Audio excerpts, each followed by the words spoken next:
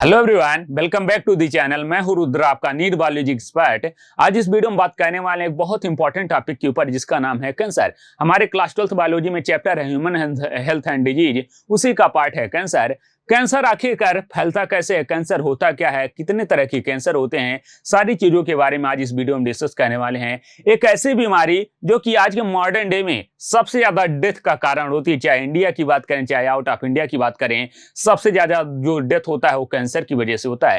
Cancer एक non infectious disease है, मतलब एक पर्सन से दूसरे पर्सन में आसानी से नहीं फैलता है। वहीं अगर हम बात करें एड्स की, तो एड्स क्या होता है, एक इन्फेक्शियस डिजीज होता है जो कि एक पर्सन से दूसरे पर्सन में आसानी से फैल जाता है। लेकिन कैंसर नॉन इन्फेक्शियस डिजीज है। अगर एक पर्सन से दूसरे पर्सन में नहीं फैल रहा तो आखिर एक कैंसर होता कैसे है, किसी पर्सन के अंदर, किसी एक हेल्दी पर्सन के अंदर कैसे कैंसर काज हो जाता है, उनके बारे में हम डिस्कस करने वाले हैं। तो चलिए स्टार्ट करते हैं, आखिर कैंसर होता क्या है। बात करें कैंसर की, तो हमारे बॉडी का जो ग्रोथ होता है, हम सिंगल सेल जाइगोट से पैदा होते हैं, हमारे मेल स्पर्म मिलता है और फीमेल का ओवम, दोनों आपस में मिलकर फर्टिलाइज होते हैं। फर्टिलाइज होने के बाद सिंगल सेल जाइगोट का फॉर्मेशन होता है। ये जो सिंगल सेल जाइगोट होता है उसके अंदर सेल डिवीजन होता है। सेल डिवीजन होने के बाद वो मल्टी सेलुलर स्ट्रक्चर के अंदर कन्वर्ट हो जाता है। मल्टी सेलुलर स्ट्रक्चर के अंदर फिर से डिफरेंशिएशन होता है और एक पूरे आर्जियम का फॉर्मेशन हो जाता है, पूरे एम्ब्रियो का फॉर्मेशन होता है। हम छोटे से बड़े होते हैं by the process of cell division. हमारी बॉडी का ग्रोथ हुआ है, सेल डिवाइड की, और एक पूरे आर्जियम का फॉर्मेशन होगा, एक एडल्ट ह्यूमन का फॉर्मेशन होगा, एक एडल्ट एनिमल का फॉर्मेशन हुआ। लेकिन ऐसा क्या हुआ कि हमारे बॉडी के अंदर कुछ ऐसे सेल डिवाइड करने लगे जिसकी वजह से हमारी बॉडी में अनकंट्रोल ग्रोथ होने लगा। ये जो अनकंट्रोल ग्रोथ होता है इसी का नाम होता है कैंसर। अगर नॉर्मल सेल की बात करें तो जो नॉर्मल सेल होता, मान रहे हैं हमारे बॉडी का स्किन बनाने के लिए 100 सेल की रिक्वायरमेंट होगी। हमारे बॉडी की स्किन बनाने के लिए 100 सेल की रिक्वायरमेंट है, तो हमारी बॉडी की एक खास प्रॉपर्टी होती है कि वो 100 सेल को ही डिवाइड करेगा, और यहाँ पे जैसे ही 100 सेल का फॉर्मेशन होगा, जो सेल का डिवीजन था वहीं पे स्टॉप हो जाएगा और स्किन का फॉर्मेशन हो जाएगा। लेकिन कैंसर की बात करते हैं, कैंसर में होता क्या है। कैंसर की अगर हम बात करें तो कैंसर की सबसे मेन में इंपॉर्टेंट लाइन आती है uncontrolled growth of cell. Uncontrolled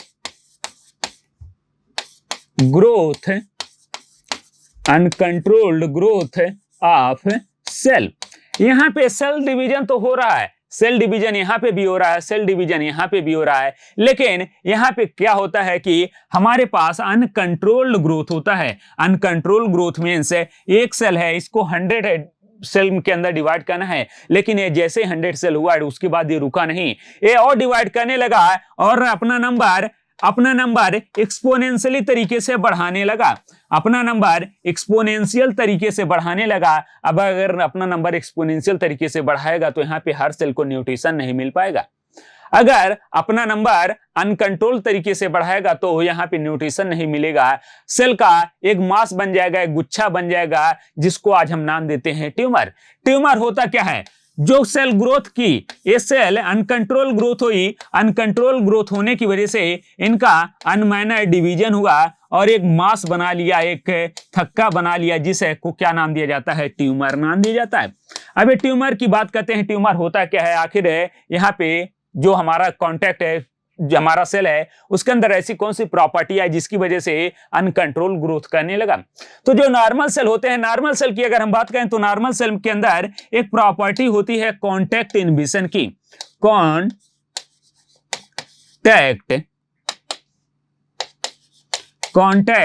inhibition. एक कॉन्टैक्ट इनहिबिशन होता क्या है, जैसे ही एक सेल दूसरे सेल के कांटेक्ट में आती है, जैसे यहाँ पे एक दो सेल है डिवाइड कर रही हैं, जैसे यहाँ पे और तीसरी सेल प्रेजेंट है, इसके कांटेक्ट में सेल आएगी, यहाँ पे इसका जो डिवीजन है वो स्टॉप हो जाएगा। इस प्रॉपर्टी को का नाम दिया जाता है कांटेक्ट इनहिबिशन। लेकिन जो कैंसर सेल होता है, कैंसर सेल के अंदर यही कांटेक्ट इनहिबिशन की प्रॉपर्टी लॉस हो जाती है। तो यहाँ पे नेक्स्ट पॉइंट हम लिख सकते हैं contact inhibition, contact inhibition property was lost in case of cancer। Cancer के केस में क्या होता है, जो कॉन्टैक्ट इनहिबिशन की प्रॉपर्टी है, जब एक सेल को स्टॉप करना चाहिए था सेल डिवीजन, वो अपना सेल डिवीजन स्टॉप नहीं करता है और अनकंट्रोल डिवीजन करने लगता है, एक्सपोनेंशियल डिवीजन करने लगता है। इसको क्या नाम दिया जाता है? कॉन्टैक्ट इनहिबिशन की प्रॉपर्टी या फिर कैंसर नाम दिया जाता है। अब आगे हम बात करते हैं कैंसर आखिर होता क्यों है। कैंसर सेल की अगर हम बात करें तो जो कैंसर सेल होता है ये नॉर्मल ग्रोथ फैक्टर को रिस्पांस नहीं करता। नॉर्मल ग्रोथ फैक्टर को रिस्पांस नहीं करने का मतलब है अगर यहाँ पे सेल डिवीजन करना है तो सेल डिवीजन में क्या होता है कि जितनी सेल रिक्वायर होती है हमारी बॉडी को उतना सेल डिवाइड करता है, उतना ही ग्रोथ होता है बॉडी का। ये नहीं है कि किसी की हाइट क्या हो रही, ग्रोथ होते हुए इतनी सेल डिवाइड कर गई कि उसका ग्रोथ इनफाइनाइट हो गया। नहीं, जितनी रिक्वायरमेंट है उतना ही ग्रोथ है। इसको क्या नाम देता है? ग्रोथ है को रिस्पांस करना, ग्रोथ फैक्टर को रिस्पांस करना है। लेकिन जो हमारा कैंसर का सेल है ये ग्रोथ फैक्टर को रिस्पांस नहीं करता है। नेक्स्ट पॉइंट की अगर हम बात करें तो यहाँ पे जो मास ऑफ सेल बने ये है हमारे पास एक normal cell. This is the normal cell. Normal cell, इस नॉर्मल सेल के अंदर क्या होता है? कंट्रोल ग्रोथ होता है। इसके अंदर कंट्रोल्ड ग्रोथ है, इसके अंदर कंट्रोल ग्रोथ होता है। लेकिन देखिए एक सेल बना, एक से दो सेल बना, दो से चार सेल बना। लेकिन वहीं अगर हम ट्यूमर सेल की बात करें, कैंसर की बात करें तो कैंसर में क्या होता है? जो सेल होते हैं ये अनकंट्रोल तरीके से डिवाइड करने लगते हैं और जब अनकंट्रोल तरीके से डिवाइड करेंगे तो यहाँ एक मास ऑफ सेल बन जाता है। इस मास ऑफ सेल का ही नाम होता है tumour. This is the tumour cell. Tumour cell. अब ये जो ट्यूमर सेल हुआ है, बना है, ये किसकी वजह से बना है? Due to the uncontrolled growth है।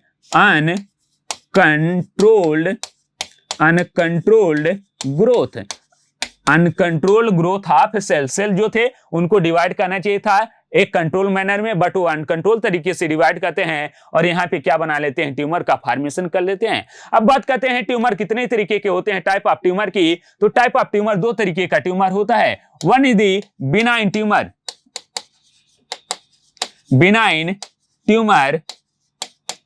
Second one is the malignant tumour. अब ये जो ट्यूमर बना है ये भी दो तरीके का, एक है बिनाइन ट्यूमर, दूसरा होता है मैलिग्नेंट ट्यूमर। अब बिनाइन ट्यूमर क्या होता है, मैलिग्नेंट ट्यूमर क्या होता है? मान रहे हैं किसी पर्सन के बॉडी में कहीं पे एक ट्यूमर ग्रोथ किया। हम एग्जांपल ले लेते हैं, एक जो ट्यूमर ग्रोथ किया वो माउथ के अंदर ग्रोथ किया, ओरल कैंसर हुआ। अब ये जो ओरल कैंसर है अगर ये ट्यूमर केवल इसी पार्ट के अंदर ग्रोथ कर रहा है, जो ट्यूमर है केवल माउथ के अंदर ही ग्रोथ कर रहा है, यहां से ये टूट नहीं रहा, इसके सेल बाहर नहीं निकल रहे हैं, तो इस तरीके का जो ट्यूमर होता है इसको नाम दिया जाता है benign tumour. Static eight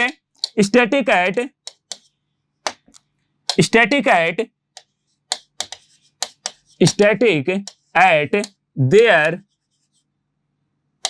original position. ये कहां पे रुका रहता है? जहां पे इसने ग्रोथ किया, जो बिनाइन ट्यूमर है जहां पे हुआ रहेगा वहीं पे ग्रोथ करेगा, वहीं पे इसका अमाउंट बढ़ेगा, उसका साइज बढ़ेगा, लेकिन ये टूट के दूसरे पार्ट के अंदर डेवलप नहीं होगा। इस तरीके का जो ट्यूमर होता है इसको नाम दिया जाता है बिनाइन ट्यूमर। वहीं अगर हम बात करें मैलिग्नेंट ट्यूमर, बहुत ही ये इंपॉर्टेंट ट्यूमर होता है, बहुत ही खतरनाक ट्यूमर होता है। मैलिग्नेंट ट्यूमर के अंदर क्या होता है कि ट्यूमर ग्रोथ तो किया माउथ के अंदर, ट्यूमर ग्रोथ किया माउथ के अंदर, ओरल कैंसर हुआ था, लेकिन इसमें से थोड़े से पार्टिकल निकले, थोड़े से ऑन्कोजीन निकले, यहाँ के सेल निकले और चले गए स्टमक के अंदर ग्रोथ करने लगे। थोड़े से सेल निकले चले गए हार्ट के पास, हार्ट के अंदर ग्रोथ करने लगे। थोड़े से सेल निकले ब्लड वेसल्स के द्वारा निकले और चले गए ब्रेन के अंदर ग्रोथ करने लगे। अगर हमें बिनाइन ट्यूमर, किसी को भी बिनाइन ट्यूमर हुआ तो बिनाइन ट्यूमर को हम क्या कर सकते हैं? जो उस पार्ट के अंदर है उस पार्ट को सर्जरी करके हटा दें तो वहां पे क्या हो जाएगा? वो ट्रीटमेंट हो जाएगा। लेकिन अगर यहाँ पे मैलिग्नेंट ट्यूमर हो गया तो मैलिग्नेंट ट्यूमर में क्या होगा कि जो ट्यूमर है ये बॉडी के हर पार्ट के अंदर ग्रोथ कर चुका है, बॉडी के हर मसल्स के अंदर ग्रोथ कर चुका है, यहाँ पे हर ऑर्गन के अंदर ग्रोथ कर चुका है। तो हम कितने का ऑर्गन को कट करके बाहर निकालेंगे? इसीलिए सबसे खतरनाक ट्यूमर कोई होता है तो मैलिग्नेंट ट्यूमर होता है। मैलिग्नेंट ट्यूमर की एक खास बात होती है, यहाँ पे मेटास्टेसिस की प्रॉपर्टी होती है। Malignant tumour have metastasis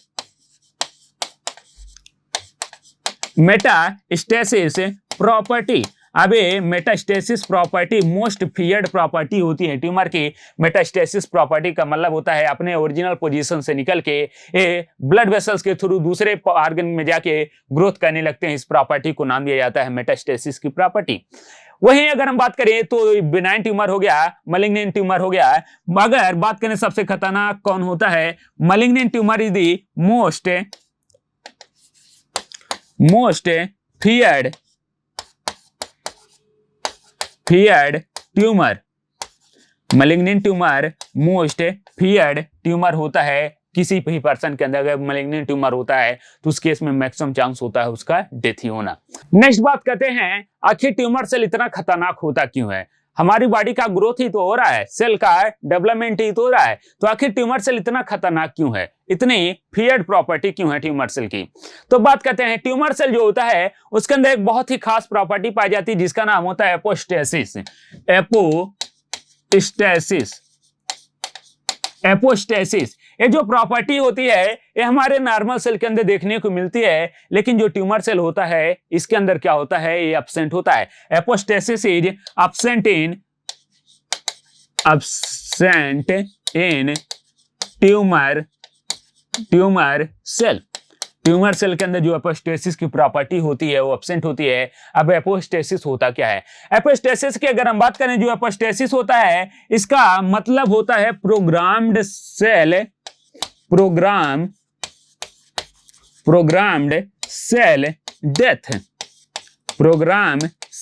death. अबे नॉर्मल कोई सेल है, मान ले रहे हैं, एग्जांपल की बात कर ले रहे हैं, आरबीसी ले रहे हैं। आरबीसी का जो लाइफ साइकिल है 120 डेज का है, 120 डेज का है। आफ्टर 120 डेज जो आरबीसी है इसका प्रोग्राम तरीके से इसका डेथ कर दिया जाएगा, जिससे एक नई आरबीसी का फॉर्मेशन होगा। यहाँ पे आरबीसी को मार दिया जाएगा जब इसका लाइफ साइकिल पूरा हो जाएगा, जिससे एक नई आरबीसी आएगी और वो नए तरीके से फंक्शन परफॉर्म करेंगी, वो नई सेल होंगी। तो यहाँ पे हमारे बॉडी के जितने सेल होते हैं वहां पे क्या होता है, प्रोग्राम सेल डिवीजन होता है, प्रोग्राम सेल डेथ होता है। डिवीजन भी प्रोग्राम तरीके से होता है और डेथ भी प्रोग्राम तरीके से होता है। लेकिन अगर यही प्रॉपर्टी ट्यूमर सेल के अंदर लॉस हो जा रही है तो उनका डेथ नहीं होगा। जो सेल मरना चाहिए था, जिनको 2 दिन बाद खत्म हो जाना चाहिए था, वो खत्म नहीं हो रही है, उनके अंदर कंटिन्यूअस डिवीजन हो रहा है। अगर कंटिन्यूअस डिवीजन हो रहा है तो वहां पे उनका अनकंट्रोल ग्रोथ हो रहा है और मास बढ़ रहा है। तो यहाँ पे एपोस्टेसिस किसके अंदर एब्सेंट होता है, ट्यूमर सेल के अंदर एब्सेंट होता है। एक और प्रॉपर्टी यहाँ पे पाई जाती है जो हमारा ट्यूमर सेल होता है। ट्यूमर सेल की अगर हम बात करें तो टीएएफ की प्रॉपर्टी पाई जाती है, ट्यूमर एंजियोजेनेसिस फैक्टर। ये ट्यूमर एंजियोजेनेसिस फैक्टर होता क्या है? अगर नॉर्मल सेल की बात करें तो नॉर्मल, मान लें आपको एक एग्जांपल से मैं समझाता हूं। कोई फैमिली है, उस फैमिली के अंदर 3 बच्चे हैं। ये जो तीनों बच्चे हैं उस फैमिली के पास 3 रोटी है और एक एक रोटी में एक एक बच्चे का पेट भर जाता है। मतलब उनको जितना न्यूट्रिशन मिलना चाहिए था उस एक रोटी से मिल जाता है और वो अपना प्रॉपर ग्रोथ करते हैं, अपना प्रॉपर डेवलपमेंट करते हैं। अब उसी फैमिली के अंदर पहले केवल 3 बच्चे थे और उस फैमिली के पास 3 रोटी थी। बाहर से कहीं से, मान रहे हैं किसी रिश्तेदार के यहां से 12 और बच्चे आ गए। 12 और बच्चे आ गए उस फैमिली के अंदर, अब हो गए 15 बच्चे। लेकिन उस फैमिली के पास जो रोटी है वो केवल कितनी है? अभी भी केवल 3 ही रोटी है। तो क्या इस 3 रोटी से 15 बच्चों का पेट भर पाएगा और ये प्रॉपर अपना ग्रोथ कर पाएंगे जैसे पहले कर पाते थे? नहीं कर पाएंगे। क्यों? क्योंकि इनको अब प्रॉपर न्यूट्रिशन नहीं मिल रहा है। अगर प्रॉपर न्यूट्रिशन नहीं मिल रहा तो प्रॉपर ग्रोथ नहीं करेंगे और जिनको जो फंक्शन परफॉर्म करना चाहिए था वो फंक्शन भी परफॉर्म नहीं कर पाते हैं। यही केस आता है हमारे ट्यूमर के केस में। ट्यूमर की अगर हम बात करें तो हमारे पास पहले 100 सेल थे। 100 सेल को जितना ग्रोथ करने के लिए, डेवलपमेंट करने के लिए न्यूट्रिशन चाहिए था हमारी बॉडी प्रोवाइड करती थी। लेकिन अब यहाँ पे 1000 ऑफ सेल आ गए हैं। 1000 ऑफ सेल अगर आ गए हैं तो उनको न्यूट्रिशन चाहिए। न्यूट्रिशन उतना बॉडी के पास है नहीं। अगर न्यूट्रिशन नहीं है तो इनका ग्रोथ नहीं होगा और डेवलपमेंट नहीं होगा। ये जो फंक्शन पहले परफॉर्म कर रहे थे नॉर्मल सेल, जो पहले 3 बच्चे थे उस फैमिली के अंदर, ये तीनों बच्चे क्या कर रहे थे? अपना एक अलग अलग फंक्शन परफॉर्म कर रहे थे। अब ये तीनों बच्चे अपना खुद का फंक्शन नहीं परफॉर्म कर पाएंगे, यानी कि हमारा जो नॉर्मल सेल है, हमारा जो नॉर्मल बॉडी फंक्शन है वो परफॉर्म नहीं हो पाएगा और इल कंडीशन, डिजीज कंडीशन दिखाई देने लगेगी। साथ में यहाँ पे टीएफ की बात करते हैं, ट्यूमर एंजियोजेनेसिस फैक्टर। टीएफ जो होता है एंजियोजेनेसिस फैक्टर होता है मोस्ट यहाँ पे देखने को मिलता है ट्यूमर के केस में। और होता क्या है, ये जो ट्यूमर सेल है, ट्यूमर सेल अपने ब्लड वेसल्स डेवलप करने लगते हैं और डेवलप करके जो नियरेस्ट ब्लड वेसल्स होता है वहां से मैक्सिमम न्यूट्रिशन लेने की कोशिश करते हैं। और न्यूट्रिशन अगर ये मैक्सिमम ले रहे हैं तो हमारा जो नॉर्मल सेल है उसको न्यूट्रिशन नहीं मिल पाता है, नॉर्मल सेल को न्यूट्रिशन नहीं मिल रहा है। जो 3 रोटी थी वो तीनों रोटी कौन ले रहे हैं, ये 12 बच्चे ले रहे हैं, लेकिन जो हमारा नॉर्मल सेल है उसको नहीं मिल पा रहा है। तो यही होता है ट्यूमर के केस में, टीएफ के केस में, ट्यूमर एंजियोजेनेसिस फैक्टर के केस में, कि जो नॉर्मल सेल होता है उसको ग्रोथ करने के लिए न्यूट्रिशन नहीं मिलता है, लेकिन ट्यूमर सेल अपना ब्लड वेसल्स डेवलप करने लगते हैं और वहां से न्यूट्रिशन एब्जॉर्ब करने लगते हैं। ये हो गया ट्यूमर की बात। फिर बात करते हैं property of cancer cell. Cancer cell के अंदर कौन कौन सी प्रॉपर्टी होती है, आपके एग्जाम में यहीं से क्वेश्चन पूछा जाएगा। सबसे पहली जो प्रॉपर्टी होती है ए लो कॉन्टैक्ट इनहिबिशन की प्रॉपर्टी। जो कैंसर सेल होते हैं ये कॉन्टैक्ट इनहिबिशन की प्रॉपर्टी लूज कर देते हैं। पहले जो अगर कोई सेल कांटेक्ट में आया तो तुरंत सेल डिवीजन क्या हो जाता था, स्टॉप हो जाता था, लेकिन अब यहाँ पे अनकंट्रोल ग्रोथ हो रहा है। वहीं सेकंड की बात करें तो इनके अंदर मेटास्टेसिस की प्रॉपर्टी देखने को मिलती है। मेटास्टेसिस की प्रॉपर्टी का मतलब क्या हुआ है, एक जगह सेल डिवीजन हो रहा है, एक जगह अनकंट्रोल ग्रोथ हो रहा है, वहां से कुछ सेल निकले और दूसरे बॉडी पार्ट के अंदर ब्लड वेसल्स के थ्रू गए, वहां पे ग्रोथ करने लगे। बिनाइन ट्यूमर, मैलिग्नेंट ट्यूमर के केस में देखने को मिला, तो यहाँ पे मेटास्टेसिस की भी प्रॉपर्टी देखने को मिलती है। Third most important point, proto oncogene to oncogene. अगर इंपॉर्टेंट की बात करें तो सबसे ज्यादा इंपॉर्टेंट होता है आजकल के केस में। कई लोग कहते हैं कि शराब पीने से कैंसर होता है, स्मोक करने से कैंसर होता है। हाँ, शराब पीने से कैंसर होता है, स्मोक करने से कैंसर होता है, लेकिन बहुत सारे, अगर आप चले जाएंगे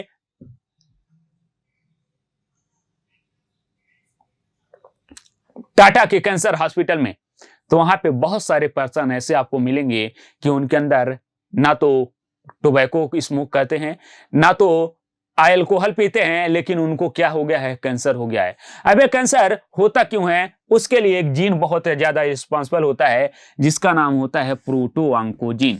हमारे नॉर्मल सेल की बात करें तो नॉर्मल सेल के अंदर एक जीन पाया जाता है जिसका नाम होता है प्रोटो ऑन्कोजीन।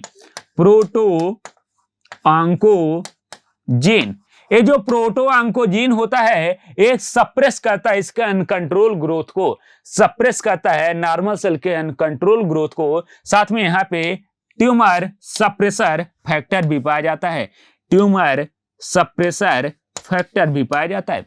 ये इस नॉर्मल सेल के अनकंट्रोल ग्रोथ को प्रमोट नहीं करता है और यहाँ पे क्या होता है, इसका कंट्रोल ग्रोथ होता है। लेकिन अगर कोई भी carcinogen in presence of carcinogen, ध्यान देना, कार्सिनोजन, किसी कार्सिनोजन की प्रेजेंस में ये जो प्रोटो ऑन्कोजीन है एक कन्वर्ट हो जाता है ऑन्कोजीन के अंदर। ऑन्कोजीन क्या होता है, ऐसा जीन जो कि अनकंट्रोल ग्रोथ करवाता है। अब यहाँ पे ऑन्कोजीन के अंदर कन्वर्ट हो गया है, अब इस सेल का अनकंट्रोल ग्रोथ होने लगेगा जिसकी वजह से क्या आ जाएगा, ट्यूमर जैसी कंडीशन आ जाएगी। तो प्रोटो ऑन्कोजीन किसके अंदर कन्वर्ट होता है, ऑन्कोजीन में, किसकी मदद से, कार्सिनोजन की मदद से। कार्सिनोजन क्या होते हैं, कैंसर काजिंग एजेंट का नाम होता है कार्सिनोजन।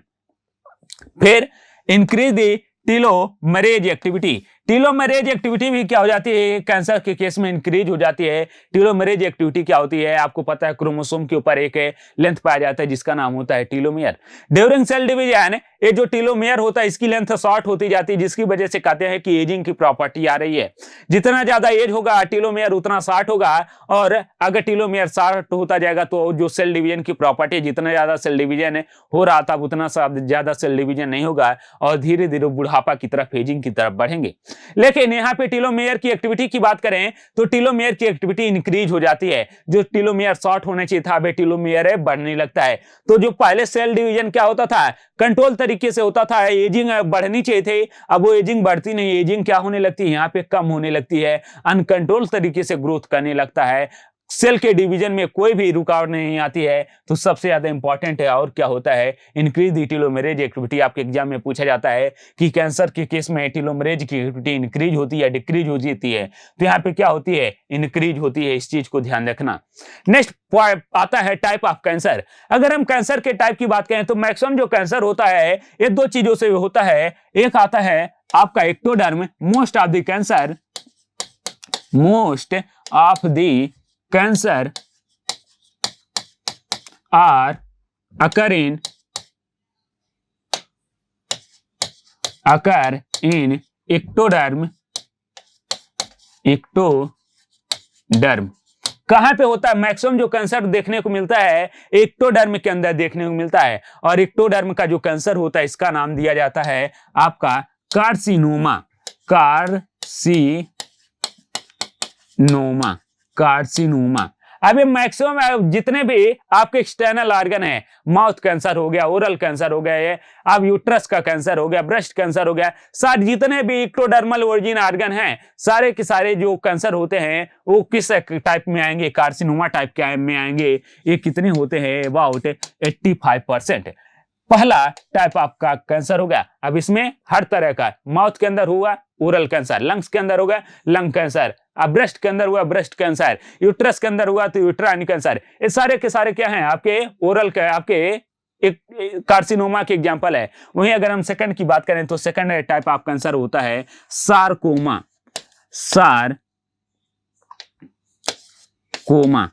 नाम से पता चलना चाहिए सारकोमा मीन्स होता क्या? Sarcoplasm means tissue. Sarcoplasm means tissue. अगर टिश्यू के अंदर कैंसर हो रहा है तो उसको नाम दिया जाता है सार्कोमा। तो यहाँ पे सार्कोमा क्या होता है? एक कम देखने को मिलता है टिश्यू के अंदर कैंसर। फिर लास्ट आता है, नेक्स्ट है ल्यूकोमा। ल्यूकोमा की बात करें तो ल्यूकोमा का मतलब होता है blood cancer.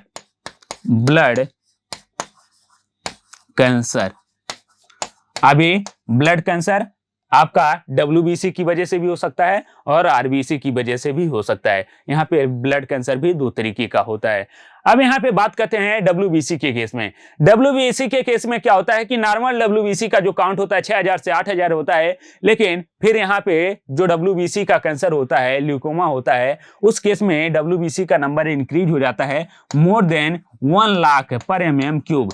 More than 1 lakh पर mm³। लेकिन यहाँ पे कई बार बच्चों में कंफ्यूजन आता है कि WBC सर तो हमारी बॉडी का डिफेंस करने का काम कर रहा है, WBC डिफेंस करने का काम कर रहा है, तो यहाँ पे अगर 1 लाख हो गया, 6000 से 8000 था पहले, तो 1 लाख हो गया तो और डिफेंस हो जाएगा, हमारी बॉडी का बढ़ जाएगा। नहीं, ऐसा नहीं होता है। अभी थोड़ी देर पहले मैंने एक एग्जांपल दिया है कि सारे बच्चों को जब प्रॉपर खाना नहीं मिलेगा, सारे बच्चों को प्रॉपर न्यूट्रिशन नहीं मिलेगा, सभी सेल को प्रॉपर न्यूट्रिशन नहीं मिलेगा, तो ये अपना फंक्शन जो परफॉर्म करे तो फंक्शन परफॉर्म नहीं कर पाएंगे। ये क्या हो जाएंगे? डैमेज सेल हो जाएंगे, ये डेड सेल की तरह एक्ट करने लगेंगे। तो यहाँ पे कैंसर के कितने टाइप होते हैं? 3 टाइप के होते हैं, सार्कोमा, कार्सिनोमा एंड ल्यूकोमा। एक बहुत इंपॉर्टेंट कैंसर देखने को मिलता है जो आपके कश्मीर से बिलोंग करते हैं, वहां पे स्किन कैंसर देखने को मिलता है। अब ये जो स्किन कैंसर होता है, ये जो ठंडे जगह की, जैसे कश्मीर की बात कर रहे हैं, कश्मीर में एक चीज आती है जिसका नाम होता है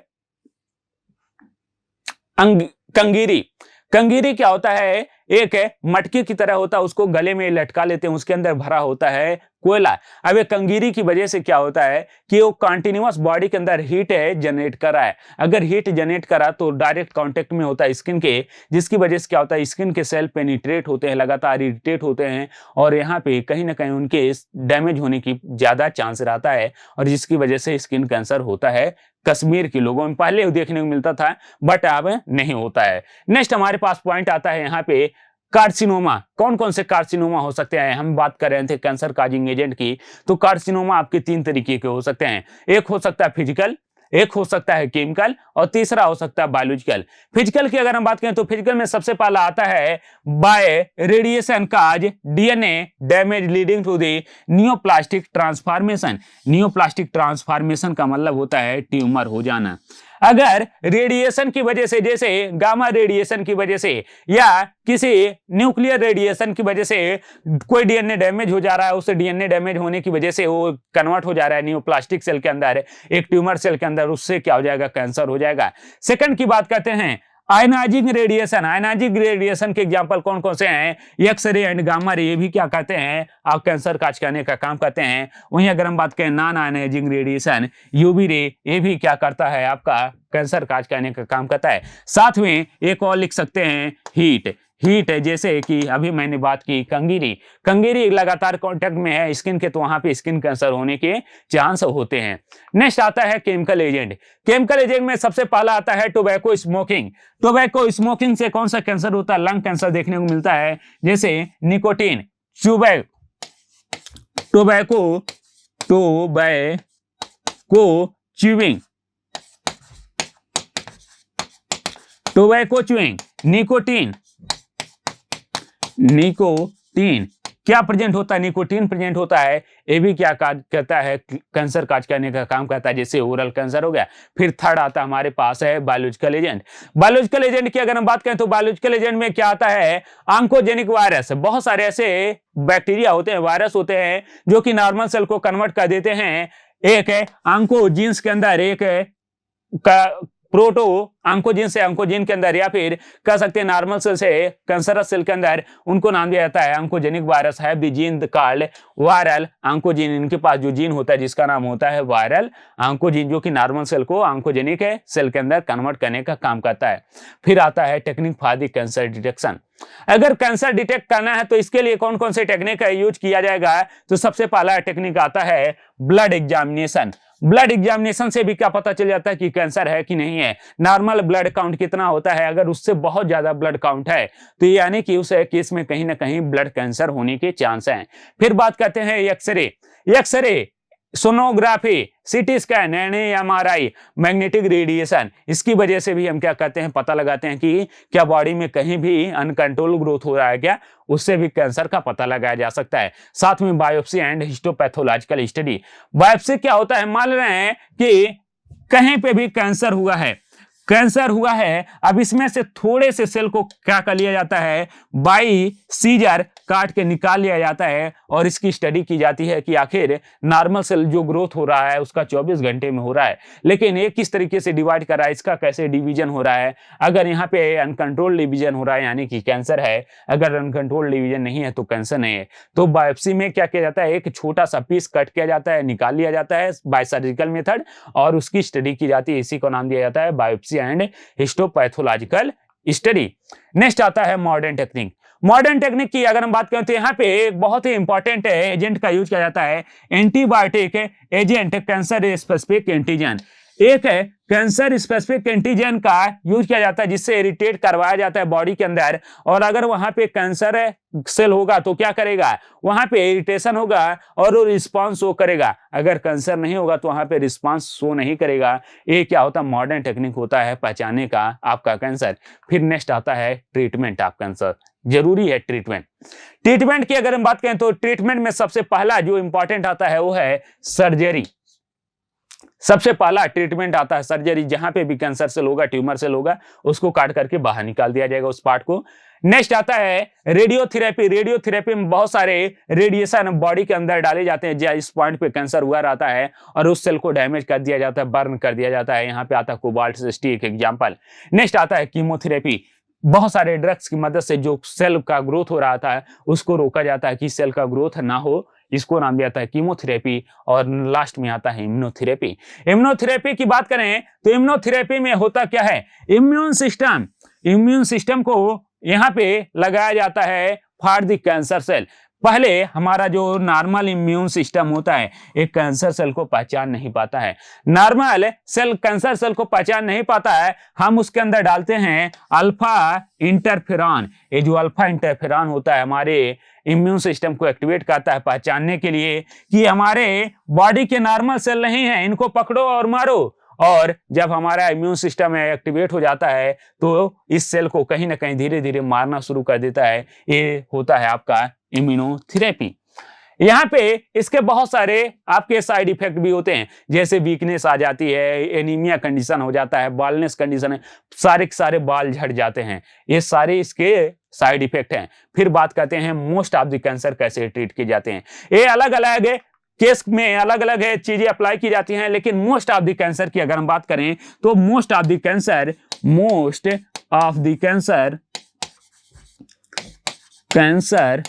are treated by surgical chemical